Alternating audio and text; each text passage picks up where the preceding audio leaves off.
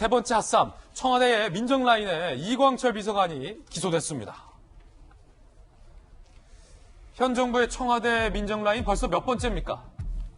수원지검 수사팀 해체를 하루 앞두고 김학의 불법 출금 의혹 핵심 인물 이광철 비서관을 직권남용 혐의로 기소했습니다. 문정부 민정라인 5번째 피고인입니다. 대검은 수차례 결정을 미루다가 기소를 승인했습니다.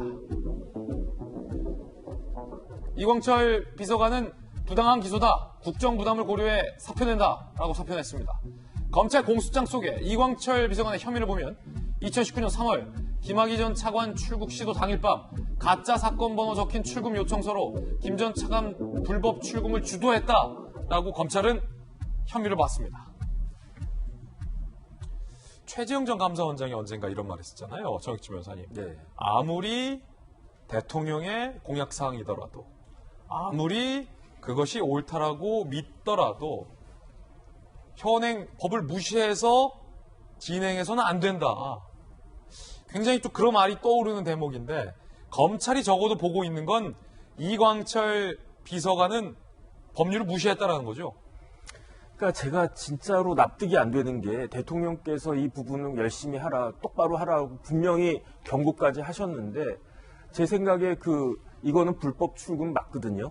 2019년 3월에 김학의 불법 출금 맞는데 사람들이 그럼 김학의 같은 사람 도망치도록 내버려 둬야 될 것이냐라고 이야기를 하지만 저는 어떤 생각을 하냐면 분명히 대통령이 먼저 한 열흘쯤 전에 이거 잘 하라고 했을 때 입건만 했어도 저거는 출입국 관리법상 전혀 문제가 되지 않는 긴급 출금 사유가 될 수 있는데 피의자로 입건도 하지 않고 열흘가량 그냥 넋놓고 있다가 막상 김학의 전 차관이 나가겠다라고 하니까 위법한 행동을 한 것이 아니었겠습니까?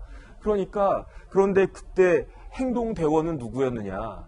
그건 이규원 검사였어요. 근데 이규원 검사는 누구냐면은 이광철 이제는 이제 전 비서관이 됐겠죠.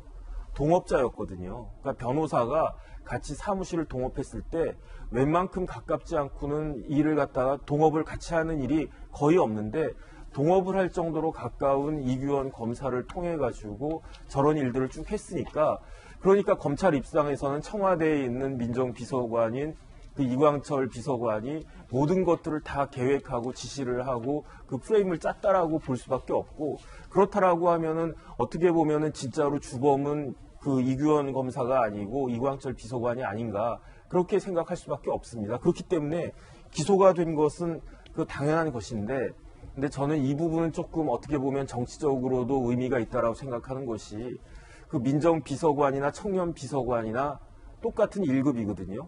하지만은 이광철 비서관하고 박성민 비서관은 무게가 현저히 틀리죠. 왜냐하면 이광철 비서관 같은 경우에는 정권 초기부터 선임 행정관으로 민정비서실에 들어가서 지금 민정비서관을 하고 있는 건데 그런데 이광철 비서관이 기소가 되고 또 사퇴가 되고 한 것은 나름대로 앞으로의 일정에 있어서 작지 않은 의미도 있지 않을까 하는 생각도 저는 사실 좀 듭니다. 민정수석실 비서관이었던 거잖아요. 네네. 그때 민정수석 누구였습니까?